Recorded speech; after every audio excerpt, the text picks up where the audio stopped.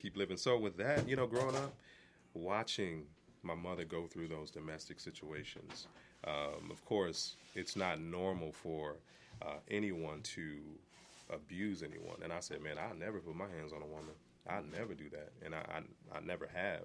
But what I have done is you got to factor in the other side or other levels of abuse, which is verbal, right? And I think there's spiritual abuse, meaning you can give off such an energy with anybody, especially a woman. If you don't know what to do with her, your spirit will tell on you, and then your actions will follow. So for me, a lot of my relationships, I knew what to do in certain instances, but looking back, I was like, God, I was verbally abusive probably. I'm like, not even probably, like keep it G. Like, dang, I talked down to oh, my kid's mom or something, or my wife or whatever. Like those things, even though you didn't necessarily put your hands on a woman, what you did was almost worse, because if you can tap into, the psyche of a woman, and you're there, and her vulnerability is in your hands, and you abuse it,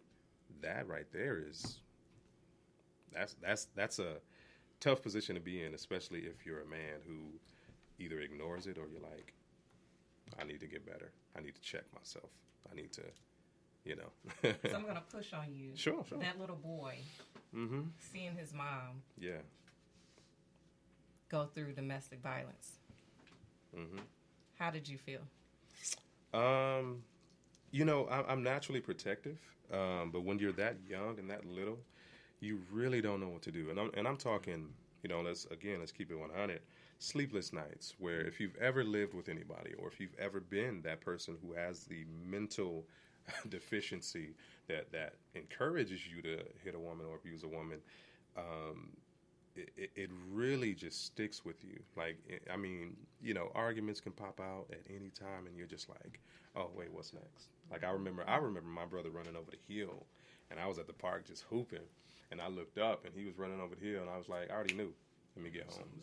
Yeah. I'm like, let me get home. Because again, those things stick with you so much. And it's just like, if you never really have an outlet, like you'll find one. Yeah. You know what I'm saying? But we don't know how healthy that's going to be. Drugs and all that wasn't really my thing. Was never really into that. But like I said, just sticking with that sort of dysfunction that you witnessed growing up, it becomes a part of you, and if you don't recognize it or catch it, you'll repeat that cycle, at some point, and you'll leave a trail of broken people. So from our therapist standpoint, I'm gonna come back to y'all, but I'm gonna swap and move to the therapist and ask our therapist, why is seeking professional help stigmatized for Black men? I think that's a good question. When I think about that word stigma, it's like you're talking about dishonor, disgrace, shame. And that was not embraced when I think about my grandfather and my father, professional help. And when I think about the narrative within family systems that I experienced with my father and my grandfather, this is how they dealt with the trauma. Well, first of all, let me tell this backdrop of the story. And it was during the Great Migration. My grandfather left the South in the 40s, down in Georgia. He already had a history of dealing with white America. The racism, the discrimination, the evaluation of him, calling him a boy. He brought that leaving Georgia, coming to Indiana. They worked in the factories here. And so he's carrying all of that stuff. And I can remember riding with him, smoking a cigar, drinking his old granddad. and he was standing like 6'5". He was a big dude. And when we would go in these stores or whatever, I could remember, can I say white people? Getting out of, just kind of moving out of his way. So my father had that same persona. You don't go to those people when you got problems. You bring them to me. And my father worked for General Motors 35 years as a supervisor, superintendent, and they called him Dirty Harry. Any problems that you have, son, you bring it to me. I'll never forget this. Wow. And I had started working at General Motors Allison's out here in the summertime.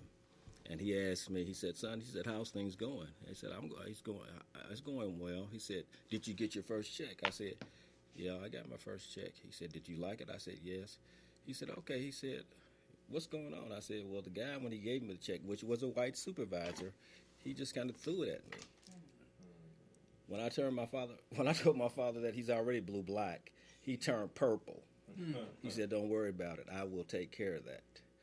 And so the following week, when I got my check, the guy walked up to, when it was time to give out checks, he walked up to me and shook my hand and said, hey, Mr. Holland. And so watching that, you don't go to those people for anything. And, as I'm thinking about it, I'm still swelling up about it, how powerful that is. It was a disgrace. It was not honored or whatever. And so with that just sticks with me. It was taboo. It was not considered the thing to do. And so the places that we went to, of course, is the church. The church was one of those outlets.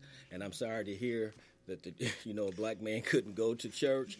But during the 60s and the 70s, when it was more communal, that's where we went and to help us through our developmental processes. And also, it's this cultural mistrust, and that's what my grandfather and my father was going through. They were carrying that. They didn't really articulate that to me that away. I didn't understand it until later on.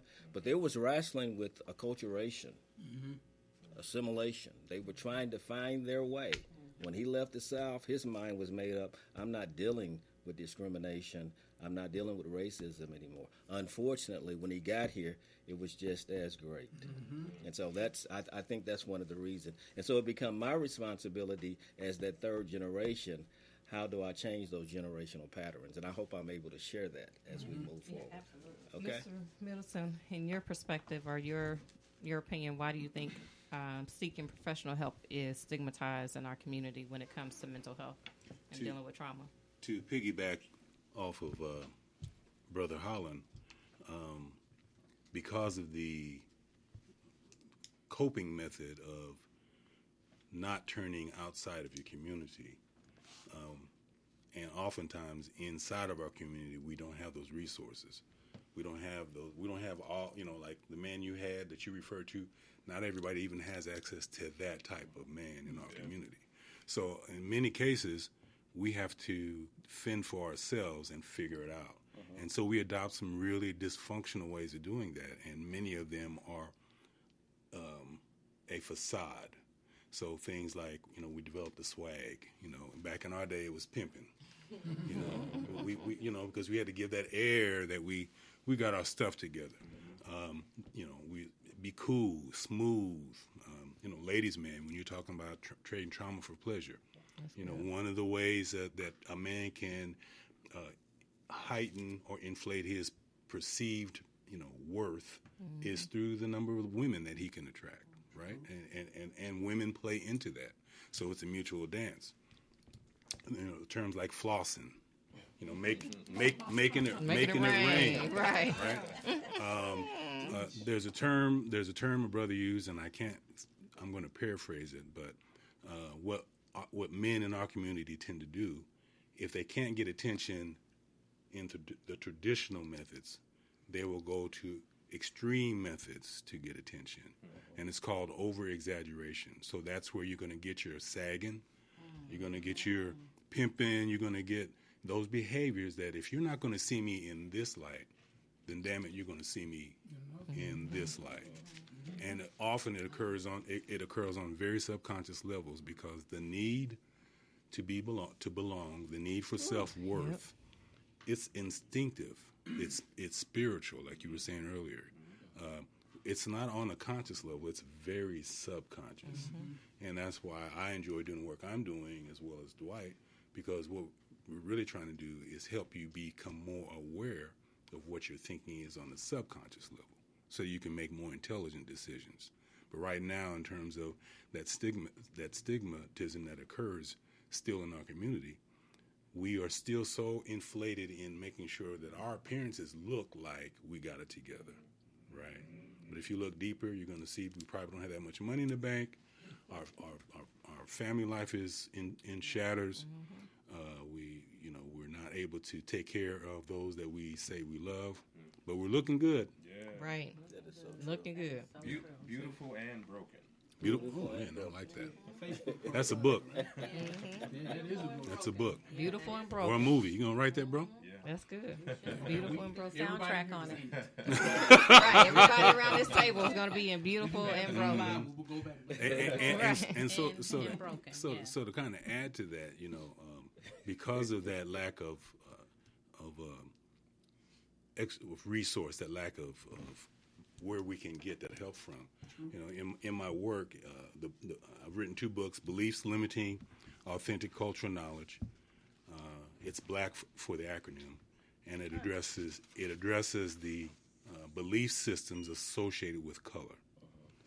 And then my second book is Racism, the Disease, and How to Cure It. So one is more about beliefs, and the other part is more clinically based on addressing the race construct. But in listening to Marcus and Lindale's experiences, they immediately went to their childhood experiences, grandmother, single mom, small town experiences. And I had pulled up this Frederick Douglass. You all probably heard this before, but he's known for this quote to say, "It's easier to build strong children than to repair broken men," right? And so listening to what they're going through or what their experiences were, in any cultural or racial group, you have single parents, you have abuse, you have those things, right? It's not the problems that make the difference. It's the identity that allows you to respond to it, right? So in my the first chapter of my book, I asked, the book is basically a self-reflective activity workbook, and the very first important aspect for all of us to deal with is our identity. And so I'll start out with the question, and I would like to pose it for these 2 guys. If you're comfortable answering, and if not, don't worry about it. And to those that are listening, are you your color or are you your culture?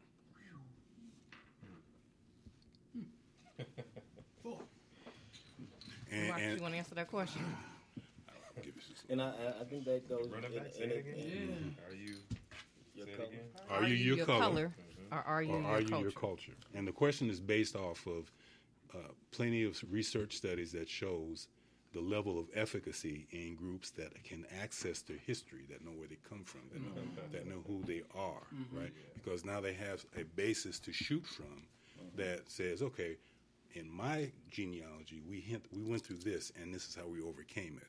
And this is what I know I'm made of. Or, I know we've got some history of this, and now I see I've got a little bit of that too. So, you can start recognizing things and making intelligent decisions versus if you don't know where you come from, don't know who you are, you're trying to think, why do I do that every time? And you have no where to go get that. So identity, I think, is our first level of defense. And I think that's a really good question to try to figure out. And let me, as you thinking about the answer, that is a therapeutic question, and it's designed to cut. That's surgery that's taking place, and it really speaks to the. He says design a cut. Yeah, I mean, it really is, and it speaks to the challenge we as African American men or black men or Negroes have, and struggling with this whole concept of assimilation and the whole ideal of acculturation. How do we differentiate? Where do we fit in this model?